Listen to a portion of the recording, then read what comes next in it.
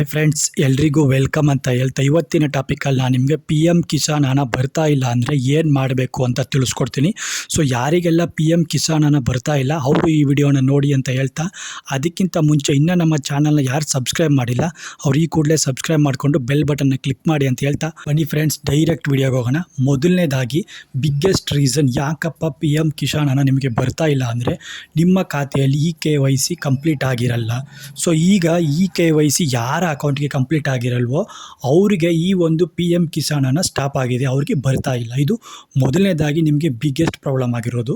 ಇದಕ್ಕೆ ಏನು ಮಾಡಬೇಕಪ್ಪ ಅಂದರೆ ನಾನು ನಿಮಗೆ ಇದನ್ನು ಸ್ಕ್ರೀನಲ್ಲಿ ತಿಳಿಸ್ಕೊಡ್ತೀನಿ. ನೀವು ಇದನ್ನು ನಿಮ್ಮ ಮೊಬೈಲಲ್ಲೇ ಕೂಡ ಮಾಡ್ಕೋಬೋದು. ಮೊದಲನೇದಾಗಿ ನೀವು pmkisan.government.in ಅಂತ ಒಂದು ವೆಬ್ಸೈಟ್ಗೆ ಲಾಗಿನ್ ಆದರೆ ನಿಮಗೆ ಆ ವೆಬ್ಸೈಟಲ್ಲಿ ಇಷ್ಟೊಂದು ರೀತಿಯಾಗಿ KYC, ನ್ಯೂ ಫಾರ್ಮರ್ ರಿಜಿಸ್ಟ್ರೇಷನ್ ಆಗಿರ್ಬೋದು, ಮತ್ತು ಬೆನಿಫಿಷಿಯರಿ ಲಿಸ್ಟ್ ಆಗಿರ್ಬೋದು, ನೋ ಯುವರ್ ಸ್ಟೇಟಸ್ ಆಗಿರ್ಬೋದು, name creation as per Aadhaar card ಆಗಿರ್ಬೋದು, ಈ ರೀತಿಯಾಗಿ ನಿಮಗೆ ಅಪ್ಲಿಕೇಶನ್ಗಳು ಓಪನ್ ಆಗ್ತವೆ.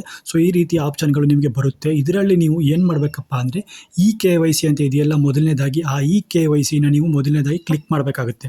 KYC ಆಪ್ಷನ್ನ ನೀವು ಕ್ಲಿಕ್ ಮಾಡಿದ ತಕ್ಷಣ ನಿಮಗೆ ಅಲ್ಲಿ ಆಧಾರ್ ನಂಬರ್ ಹಾಕಿ ಇಲ್ಲ ನಿಮ್ಮ ಮೊಬೈಲ್ ನಂಬರ್ ಹಾಕಿ ಅಂತ ಆಪ್ಷನ್ ಬರುತ್ತೆ.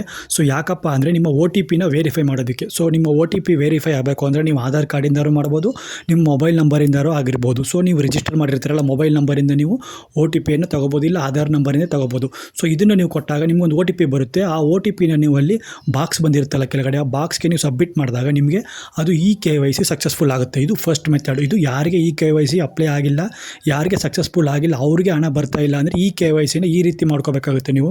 ಎರಡನೇ ಪ್ರಾಬ್ಲಮ್ ಏನಾಗಿರುತ್ತಪ್ಪ ಅಂದರೆ ನಿಮ್ಮ ಬ್ಯಾಂಕ್ ಅಕೌಂಟ್ ಪ್ರಾಬ್ಲಮ್ ಆಗಿರುತ್ತೆ. ಇದು ಎರಡನೇ ಕಾರಣ ಆಗಿರುತ್ತೆ. ಅಂದರೆ ನಿಮ್ಮ ಬ್ಯಾಂಕಲ್ಲಿ ಇಶ್ಯೂ ಇರೋದ್ರಿಂದ ನಿಮಗೆ KYC ಆಗಿದ್ರೂ ಕೂಡ ನಿಮಗೆ ಬ್ಯಾಂಕಲ್ಲಿ ಏನಾದರೂ ಇಶ್ಯೂ ಇದ್ದರೆ ನಿಮಗೆ ಪಿ ಎಮ್ ಕಿಸಾನ್ ಹಣ ಬರಲ್ಲ. ಸೊ ಇದನ್ನು ಯಾವ ಥರ ನೀವು ಚೆಕ್ ಮಾಡಬೇಕಪ್ಪ ಅಂದರೆ, ಬ್ಯಾಂಕ್ ಅಕೌಂಟ್ ಪ್ರಾಬ್ಲಮ್ ಅಂದರೆ ಅದರಲ್ಲಿ ತುಂಬ ರೀತಿಯ ಪ್ರಾಬ್ಲಮ್ಗಳಾಗಿರ್ತವೆ. ಮೊದಲನೇದಾಗಿ ನೀವೇನು ನೋಡಬೇಕು ಅಂದರೆ ಬ್ಯಾಂಕ್ ಅಕೌಂಟ್ ಆಧಾರ್ಗೆ ಲಿಂಕ್ ಆಗಿದೆಯಾ, ಈ ಬ್ಯಾಂಕ್ ಅಕೌಂಟ್ ನಿಮ್ಮ ಆಧಾರ್ ಕಾರ್ಡ್ಗೆ ಲಿಂಕ್ ಆಗಿದೆಯಾ ಅಂತ ನೀವು ಮೊದಲನೇ ಸಲ ಚೆಕ್ ಮಾಡಬೇಕಾಗುತ್ತೆ. ಸೊ ಈ ಬ್ಯಾಂಕ್ ಅಕೌಂಟ್ ಏನಾದರೂ ನಿಮ್ಮ ಆಧಾರ್ ಕಾರ್ಡ್ಗೆ ಲಿಂಕ್ ಆಗಿರೋ ಪ್ರಾಬ್ಲಮ್ ಸಾಲ್ವು. ಅದೇ ರೀತಿ ಅಕೌಂಟ್ ಆ್ಯಕ್ಟಿವ್ ಇದೆಯಾ ಅಂತ ನೀವು ನೋಡಬೇಕಾಗುತ್ತೆ. ಅಂದರೆ ಅಕೌಂಟ್ ಆ್ಯಕ್ಟಿವ್ ಇದ್ದರೆ ನಿಮಗೆ ಹಣ ಖಂಡಿತ ಬರುತ್ತೆ. ಇದನ್ನು ನೀವು ಮೊದಲನೇದಾಗಿ ಚೆಕ್ ಮಾಡಬೇಕು. ನಂತರ ಏನಪ್ಪ ಅಂದರೆ ಅಕೌಂಟ್ ನೇಮ್ ಮತ್ತು ಪಿ ಎಮ್ ಕಿಸಾನ್ನಲ್ಲಿ ನೀವು ಕೊಟ್ಟಿರ್ತಾರಲ್ಲ ಹೆಸರು, ಆ ಹೆಸರು ಎರಡು ಮ್ಯಾಚ್ ಆಗಬೇಕು. ಅಕೌಂಟ್ ನೇಮ್ ಮತ್ತು ಪಿ ಎಮ್ ಕಿಸಾನಲ್ಲಿ ನೀವು ಕೊಟ್ಟಿರ್ತಕ್ಕಂಥ ಎರಡು ಹೆಸರುಗಳು ಮ್ಯಾಚ್ ಆದರೆ ನಿಮಗೆ ಯಾವುದೇ ರೀತಿ ಸಮಸ್ಯೆ ಇಲ್ಲ. ಮಿಸ್ ಮ್ಯಾಚ್ ಆದರೆ ಇದು ಕೂಡ ಒಂದು ಕಾರಣ ಆಗಿರುತ್ತೆ.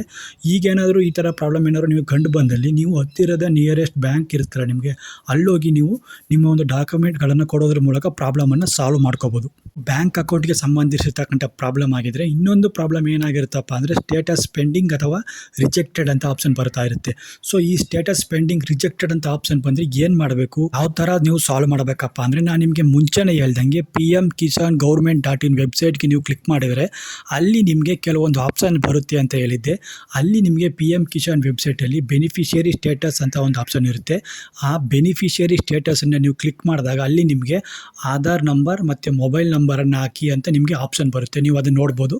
ಇಲ್ಲಿ ನೀವು ಆಧಾರ್ ನಂಬರ್ ಅಥವಾ ಮೊಬೈಲ್ ನಂಬರನ್ನು ಕೊಟ್ಟರೆ ಅಲ್ಲಿ ನಿಮಗೆ ಅಪ್ರೂವ್ಡ್, ಪೆಂಡಿಂಗ್, ರಿಜೆಕ್ಟೆಡ್ ಅಂತ 3 ಆಪ್ಷನ್ ಬರುತ್ತೆ.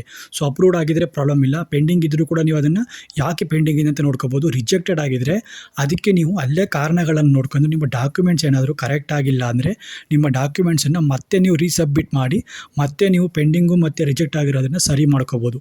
ಸೊ ಇದು ಬೆನಿಫಿಷಿಯರಿ ಸ್ಟೇಟಸಲ್ಲಿ ನೀವು ಮಾಡ್ಕೋಬೇಕಾಗಿರತಕ್ಕಂಥ ಮುಖ್ಯವಾದ ಮಾಹಿತಿ ಆಗಿರುತ್ತೆ. ಇದು 3ನೇ ಪ್ರಾಬ್ಲಮ್. ಆದರೆ ಇನ್ನು 4ನೇ ಪ್ರಾಬ್ಲಮ್ ಏನಪ್ಪ ಅಂದರೆ land record miss match.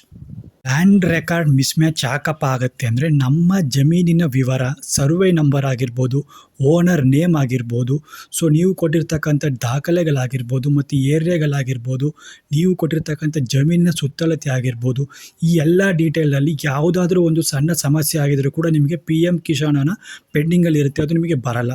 So ಈ ವೆಬ್ಸೈಟನ್ನು ನೀವು ಕ್ಲಿಕ್ ಮಾಡಿದರೆ ಮ್ಯಾಚ್ ಆಗಬೇಕು ಅಂದರೆ ನಿಮಗೆ ಇದನ್ನು ನೀವು ರೆವಿನ್ಯೂ ಆಫೀಸ್ ಅಥವಾ ನೀವು ಯಾವುದಾದ್ರೂ ಹತ್ತಿರದಲ್ಲಿರ್ತಕ್ಕಂಥ ರೆವಿನ್ಯೂ ಡಿಪಾರ್ಟ್ಮೆಂಟ್ಗಳಿಗೆ ಹೋಗಿ ನೀವು ನಿಮ್ಮ ಒಂದು ದಾಖಲೆಗಳನ್ನು ಮತ್ತೆ ಸಬ್ಮಿಟ್ ಮಾಡಿ, ಇಷ್ಟು ಯಾವುದ್ರಲ್ಲಾದ್ರೂ ಪ್ರಾಬ್ಲಮ್ ಆಗಿರುತ್ತಲ್ಲ ಅದನ್ನು ನೀವು ಮತ್ತೆ ದಾಖಲೆಯನ್ನು ಕೊಟ್ಟು ಅವ್ರಿಗೆ ಮತ್ತೆ ನೀವು ಒಂದು ಸಲ ಅದನ್ನು ರೆಕಾರ್ಡನ್ನು ಕರೆಕ್ಟ್ ಮಾಡಿಸ್ಕೋಬೇಕಾಗಿರುತ್ತೆ. ಸೊ ಇದು ಮೇನ್ ಇಂಪಾರ್ಟೆಂಟ್ ಆಗಿರುತ್ತೆ. ಇದನ್ನು ನಾವು ಯಾವುದೇ ರೀತಿಯಲ್ಲೂ ಕೂಡ ಆನ್‌ಲೈನಲ್ಲಿ ಮಾಡೋದಕ್ಕೆ ಆಗಲ್ಲ. ನೀವು ಹತ್ತಿರದ ರೆವಿನ್ಯೂ ಡಿಪಾರ್ಟ್‌ಮೆಂಟ್‌ಗೆ ಹೋಗಿ ನಿಮ್ಮ ದಾಖಲೆಗಳನ್ನು ಕೊಟ್ಟು ರೀಸಬ್ಮಿಟ್ ಮಾಡಬೇಕಾಗುತ್ತೆ. ಇದು ಕೂಡ ಒಂದು ಮುಖ್ಯವಾದ ಪ್ರಾಬ್ಲಮ್ ಆಗಿರುತ್ತೆ ನಿಮಗೆ ಏನಾದರೂ ಹಣ ಬರ್ತಾ ಇಲ್ಲ ಅಂದರೆ. ಇನ್ನು 5ನೇಯದು ಯಾವನಪ್ಪ ಪ್ರಾಬ್ಲಮ್ ಅಂದರೆ ಮೊಬೈಲ್ ನಂಬರ್ ಪ್ರಾಬ್ಲಮ್ ಆಗಿರುತ್ತೆ. ಸೊ ಪಿ ಎಮ್ ಕಿಸಾನ್‌ಗೆ ಲಿಂಕ್ ಆಗಿರೋ ಮೊಬೈಲ್ ನಂಬರ್ ಆ್ಯಕ್ಟಿವ್ ಇರಬೇಕು. ಇಲ್ಲ ಚೇಂಜ್ ಮಾಡಬೇಕಾದ್ರೆ ವೆಬ್ಸೈಟಲ್ಲಿ ನೀವು ಅದನ್ನು ಅಪ್ಡೇಟ್ ಮಾಡಿಸ್ಬೋದು. ಸೊ ಈ ಯಾವುದನ್ನು ನೀವು ಮಾಡಿಲ್ಲ ಅಂದರೆ ನಿಮಗೆ ಮೊಬೈಲ್ ನಂಬರು ಕೂಡ ಆ್ಯಕ್ಟಿವ್ ಇಲ್ಲ ಅಂದರೆ ನಿಮಗೆ ಪಿ ಎಮ್ ಕಿಸಾನ್ ಹಣ ಬರೋದು ಪೆಂಡಿಂಗಲ್ಲಿರುತ್ತೆ. ಇದು ತೀರಾ ಬಹಳ ಕಡಿಮೆ ಪ್ರಾಬ್ಲಮ್ ಆದರೂ ಕೂಡ ಇದು ಎಷ್ಟೋ ಜನಕ್ಕೆ ಮೊಬೈಲ್ ನಂಬರ್ ಪ್ರಾಬ್ಲಮಿಂದನೂ ಕೂಡ ಹಣ ಬರ್ತಾ ಇಲ್ಲ. ಇದು ಕೂಡ ಪೆಂಡಿಂಗಲ್ಲಿದೆ.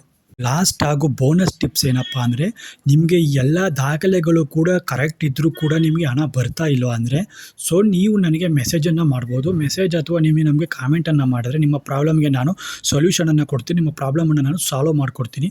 ಸೊ ಇನ್ನೇ ಏನಪ್ಪ ಅಂದರೆ ಹಣ ಯಾವಾಗ ಬರುತ್ತೆ ಅಂದರೆ ನಿಮ್ಮ ಎಲ್ಲ ಡೀಟೇಲ್ಗಳು ಕರೆಕ್ಟ್ ಆದಮೇಲೆ ನೆಕ್ಸ್ಟ್ ಇನ್ಸ್ಟಾಲ್ಮೆಂಟ್ ಡೇಟ್ ಒಳಗಡೆ ನಿಮಗೆ ಅಕೌಂಟ್ಗೆ ಹಣ ಜಮಾ ಆಗುತ್ತೆ. ಡಿಲೇ ಆದರೆ ನೀವು ಬ್ಯಾಂಕ್ ಸ್ಟೇಟ್ಮೆಂಟನ್ನು ಚೆಕ್ ಮಾಡಿದ್ರೆ ನಿಮಗೆ ಯಾಕೆ ಡಿಲೇ ಆಗಿದೆ ಅಂತ ಕೂಡ ಗೊತ್ತಾಗುತ್ತೆ. ಈಗ ಯಾರಿಗೆಲ್ಲ ಪಿ ಎಮ್ ಕಿಸಾನ್ ಹಣ ಬಂದಿದೆ ಅವರು ಬಂದಿದ್ದರೆ ಎಸ್ ಅಂತ ಕಾಮೆಂಟ್ ಮಾಡಿ. ಬರಲಿಲ್ಲ ಅಂದರೆ ನಿಮ್ಮ ಪ್ರಾಬ್ಲಮನ್ನು ನನಗೆ ಹೇಳಿ, ನಾನು ಖಂಡಿತ ನಿಮಗೆ ಹೆಲ್ಪ್ ಮಾಡ್ತೀನಿ ಅಂತ ಹೇಳ್ತಾ, ಇಂಥ ಯೂಸ್ಫುಲ್ ವೀಡಿಯೋಸ್ ನಮಗೆ ಬೇಕಾದರೆ ನಮ್ಮ ಚಾನಲ್ನ ಸಬ್ಸ್ಕ್ರೈಬ್ ಮಾಡಿ ಹಾಗೂ ನಾನು ನಿಮಗೆ ಖಂಡಿತವಾಗ್ಲೂ ಹೆಲ್ಪ್ ಮಾಡ್ತೀನಿ ಅಂತ ಹೇಳ್ತಾ ಮತ್ತೊಂದು ಇಂಟ್ರೆಸ್ಟಿಂಗ್ ಮಾಹಿತಿಯೊಂದಿಗೆ ಬರ್ತೀನಿ. ಅಲ್ಲಿವರೆಗೂ ಎಲ್ರಿಗೂ ಧನ್ಯವಾದಗಳು.